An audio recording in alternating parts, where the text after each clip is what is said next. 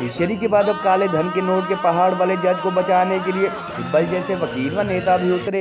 2 सप्ताह बाद भी 500 के नोट के कई बोरे जलने के मामले में यशवंत वर्मा के खिलाफ दर्ज नहीं हुई FIR। करोड़ों के काले धन व कैश जलाने के आरोपी जज की वजह सुप्रीम कोर्ट की कमेटी ने जब्त किए पुलिस वालों के मोबाइल। घर से 15 लाख मिलने के आरोपी चंडीगढ़ के एक जज को भी हाल ही में 17 साल केस चलने के बाद कोर्ट ने बताया निर्दोष। नेताओं व अधिकारियों पर भ्रष्टाचार के आरोप लगने पर तीखी टिप्पणियां व फटकार लगाने वाले जज अपने मामले में खुद को सजा होने से पहले तक मानते हैं बेगुनाह। कपिल सिब्बल की तरह ही अरबों की संपत्ति के मालिक व वकालत के साथ साथ राज्यसभा सांसद की सुविधाओं का आनंद उठा रहे अभिषेक मनु सिंघवी ने भी काले धन वाले जज के खिलाफ नहीं कहा एक शब्द। सुप्रीम कोर्ट में सेटिंग व बेंच हंटिंग के लिए चर्चाओं में रहने वाले करोड़ों की फीस लेने वाले वकीलों की वकालत के साथ साथ सांसद व मंत्री रहने के मामले में हायर जुडिशरी ने आज तक नहीं लिया सुमोटो। वीडियो सामने आने के बाद नोटिस व सबूत ठिकाने लगाने के लिए भी FIR दर्ज न होने के मामले में अंधा कानून जैसे कमेंट कर जुडिशरी पर थू थू कर रहे हैं सोशल मीडिया यूजर। बिना संसद की अनुमति अथवा कानून बनाए खुद को संपत्ति सार्वजनिक करने व FIR से बचाने के साथ साथ खुद ही कॉलेजियम की व्यवस्था करने वाला भारत का जुडिशियल सिस्टम इंटरनेशनल रैंकिंग में काफी नीचे। The issue of corruption within the judiciary is a very serious issue, and this is not something that has been articulated by senior counsel and lawyers in this country for the first time. It's been going on for years, and public statements have been made. So I think that it's time for the Supreme Court to start looking at issues of how the appointment process should take place, that it should be more transparent, appointments should be more carefully done. There's another judge of the Allahabad High Court, as you know, against whom the collegium called him for an explanation, and he chose not to respond to their direction that he should apologize. This is what I've heard. I mean, I'm not myself privy to any of this. And thereafter, the Supreme Court Collegium has kept quiet. Now, that also sends a wrong signal. If these facts are correct, if these facts are not correct, then of course my statement is also inaccurate. But it sends a wrong signal. That means that a judge can say what he wants to say, and conduct himself in whatever manner he wants to conduct himself, and the Collegium will remain silent and not take any proactive action. That also sends a wrong signal to the public at large.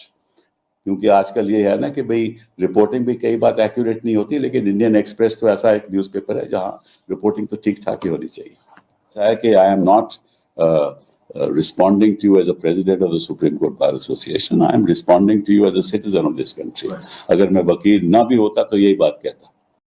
करोड़ों रुपए अरबों रुपए का घोटाला हो रहा है। 14 तारीख को आग लग रही है और 20 तारीख को पूरे देश को टाइम्स ऑफ इंडिया ने जब निकाला तब हमें पता चला। इसमें कहीं न कहीं भारत सरकार और सुप्रीम कोर्ट का साजिश नजर आ रहा है।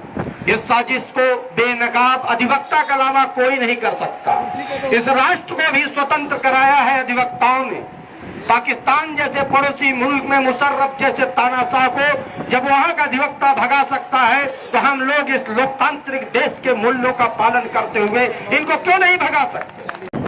ये न्यायपालिका वादकारी के लिए है, यह राष्ट्र भी वादकारियों से ही चलता, उन्हीं के पैसे से, उन्हीं के टैक्स से। ये बताते हैं बड़े लोग, ये बड़े लोग जो 10% लोग इस राष्ट्र को लूट रहे हैं। न्यायपालिका में सामंतवादी जो ताकतें घुस गई हैं, पूरा खानदान जज हो रहा है। वो CGI दे तो बेटा सीनियर जज होगा, तो भतीजा होगा, मामा होगा। ठीक है, इनके यहाँ जितने न्यायाधीश कार्य कर रहे हैं, इनका ट्रांसफर क्यों नहीं किया जाता जिनके बच्चे यहाँ वकालत कर रहे हैं। आप भ्रष्ट व्यक्तियों का ट्रांसफर हमारे उच्च न्यायालय में कर रहे हैं, और एक ही यशवंत वर्मा इस देश में नहीं है। भाइयों, अगर सही से जांच अगर करा दिया जाए, सामान्य आदमी के घर 10-15 हजार रुपए नहीं मिलेगा, 10 किलो लोहा नहीं मिलता है। इनके यहाँ हजारों करोड़ रुपए मिलते हैं और करोड़ों का सोना इस राष्ट्र को बेच रहे हैं। हमको इसके बारे में सोचना है।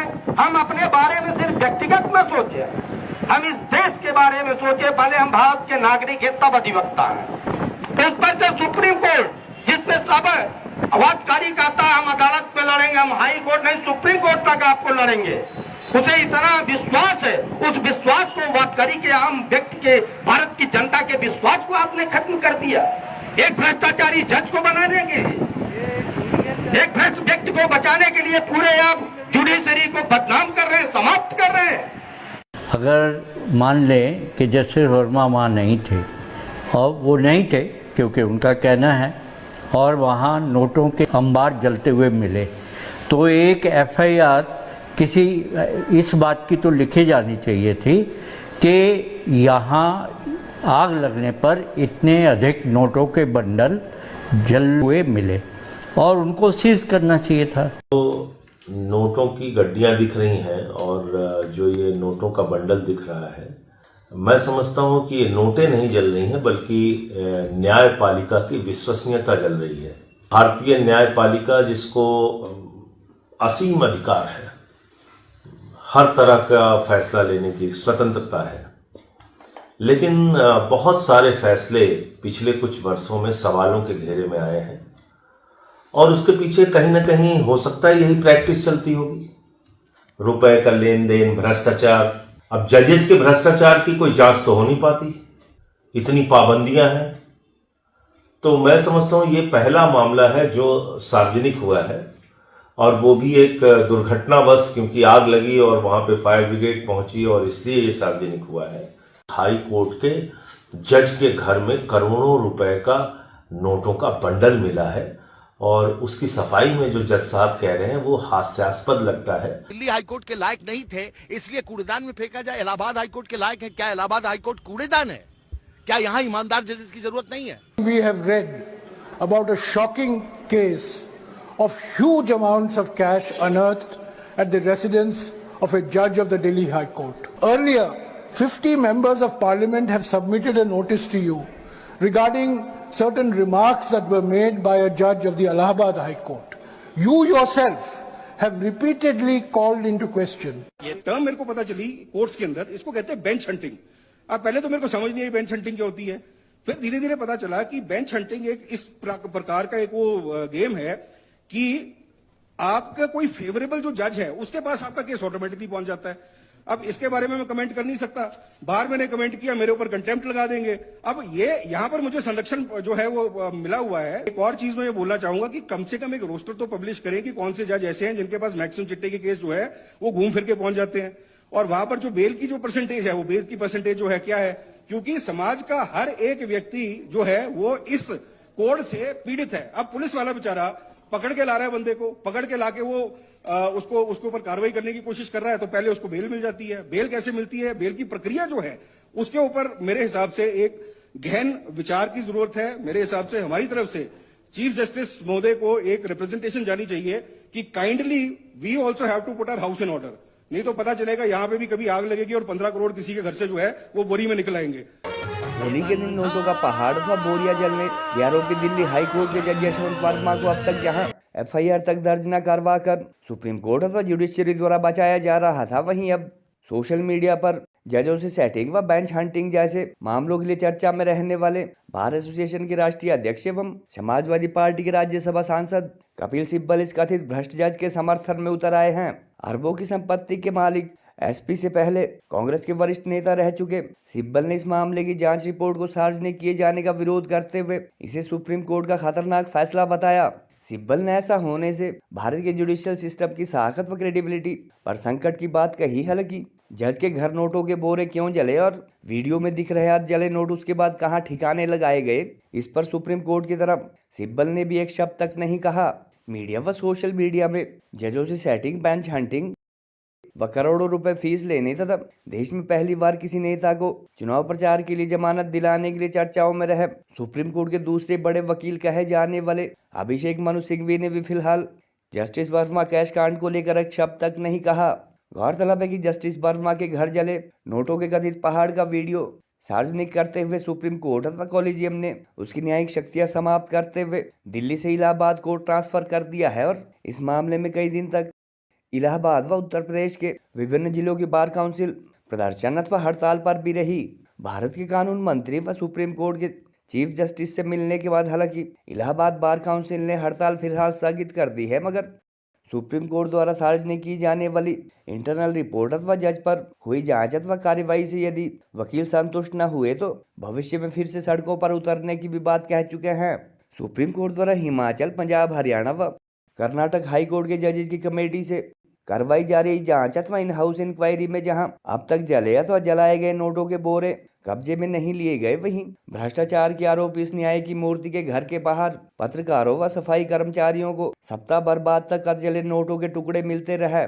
इस जांच कमेटी से लोगों का विश्वास उस समय भी उठ गया जब 2 दिन पहले नोट कांड के आरोपी जज, उनके परिवार के सदस्यों व सेक्रेटरी की वजह पुलिस वालों के मोबाइल जब्त किए गए और सोशल मीडिया यूजर इस मामले में अंधा कानून जैसे कमेंट कर सुप्रीम कोर्ट अथवा भारत की न्याय व्यवस्था पर थू-थू कर रहे हैं। बिना संसद की अनुमति के कॉलेजियम के माध्यम से खुद ही जजों की नियुक्ति करने व संपत्ति सार्वजनिक न करने वाले भारत के जुडिशियल सिस्टम से भ्रष्टाचार दूर करने के लिए लोग प्रशासनिक अधिकारियों की तरफ इनकी निष्पक्ष नियुक्ति के लिए जहां नेशनल जुडिशियल कमीशन की मांग कर रहे हैं, वहीं सुप्रीम कोर्ट द्वारा खारिज किए गए जजों की संपत्ति सार्वजनिक करने के कानून को भी फिर से लागू करने की मांग कर रहे हैं। जनता के खून पसीने की कमाई से अधिकारियों व नेताओं की तरह ही साल में कई दिन की छुट्टियां व अन्य सुख सुविधाओं का लाभ उठाने वाले भारत के जजों द्वारा जनता व संसद के प्रति जवाबदेही से बचने के अलग अलग रास्ते निकाले जाने से न केवल देश के लोगों का इस न्याय व्यवस्था से विश्वास उठने लगा है, बल्कि अंतर्राष्ट्रीय रैंकिंग में भी हमारे जुडिशियल सिस्टम की तुलना पाकिस्तान, बांग्लादेश व अफगानिस्तान जैसे थर्ड वर्ल्ड कंट्रीज में की जाने लगी है।